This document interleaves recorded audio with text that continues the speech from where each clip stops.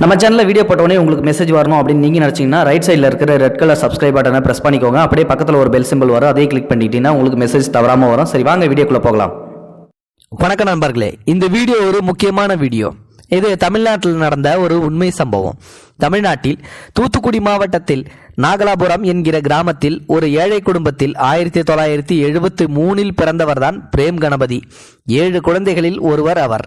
10ஆம் வகுப்பு வரை மட்டுமே படிக்க முடிந்த அவருக்கு பிரத்யேக திறமைகள் எதுவும் கூட இருக்கவில்லை.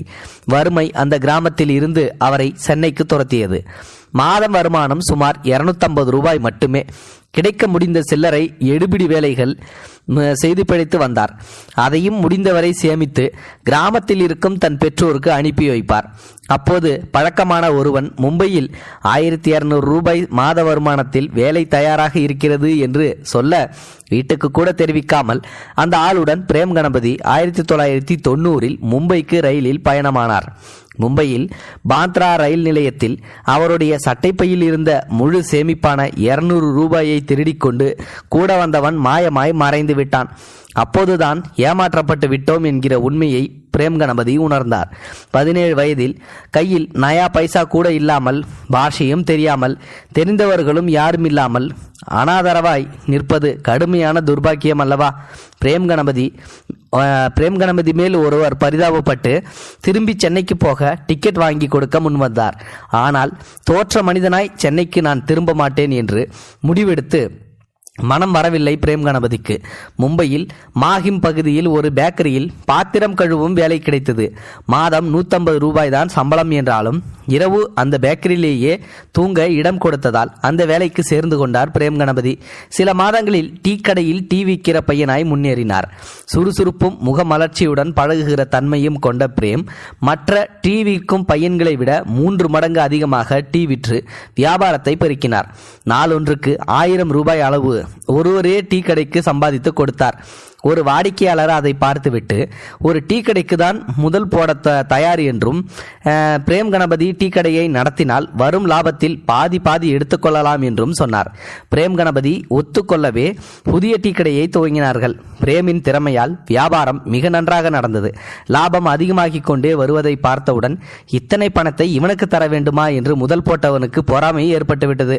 அவர் பிரேம் கணபதியை டீ கடையில் இருந்து விலக்கிவிட்டு சம்பளத்துக்கு இன்னொருவரை வைத்துக் கொண்டார். மறுபடியும் ஏமாற்றப்பட்டாலும் மனம் தளராத பிரேம் கணபதி ஒரு கைவண்டியை நாளொன்றுக்கு 150 ரூபாய்க்கு வாடகைக்கு எடுத்து அதுவரை சேர்த்திருந்த 1000 ரூபாயில் ஸ்டவ்வும் பாத்திரங்களும் வாங்கி வாஷி ரயில் நிலையம் எதிரில் இட்லி தோசை விற்க ஆரம்பித்தார்.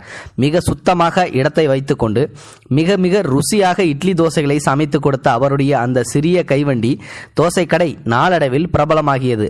பிறகு கைவண்டியை விட்டு ஒரு கடையோ வாடகைக்கு பிரேம் எடுத்துக்கொண்டார். அதற்கு தோசா பிளாசா என்று பெயரிட்டார். அவருடைய தோசா பிளாசாவை தேடி நாளடைவில் தூரத்தில் இருக்கும் வாடிக்கையாளர்களும் வர ஆரம்பித்தார்கள். மிக நல்ல வருமானம் வர ஆரம்பிக்கவே சைனீஸ் உணவு வகைகள் செய்யவும் கடை ஒன்றையும் பக்கத்தில் வாடகைக்கு எடுத்துக்கொண்டார். அது தோல்வி அடைந்தது. அதனால் அதை விட்டுவிட்டு தோசையிலேயே பல வகையான தோசைகளை அறிமுகப்படுத்தி கடையை விரிவுபடுத்தினார்.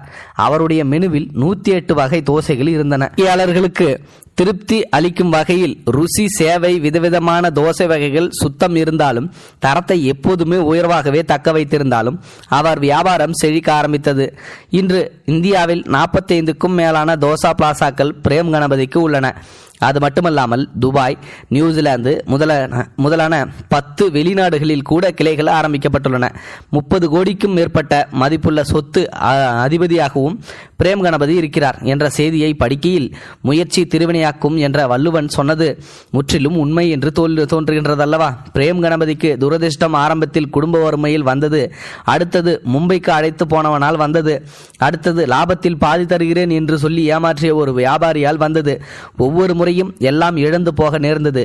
ஏமாற்றப்பட்டதை வருவோர் போவோரிடம் சொல்லி அனுதாபம் தேடிக்கொண்டு நிற்காமல், புலம்பாமல், அடுத்தடுத்து என்ன செய்வது, மீள்வது என்று சிந்தித்து அதற்கு ஏற்றபடி புத்திசாலித்தனத்தோடு சலிக்காமல் உழைத்து அதிர்ஷ்டத்தை பெரிய அளவில் ஏற்படுத்தி கொண்ட பிரேம் கணபதியின் வாழ்க்கை பல பேருக்கு படிப்பன.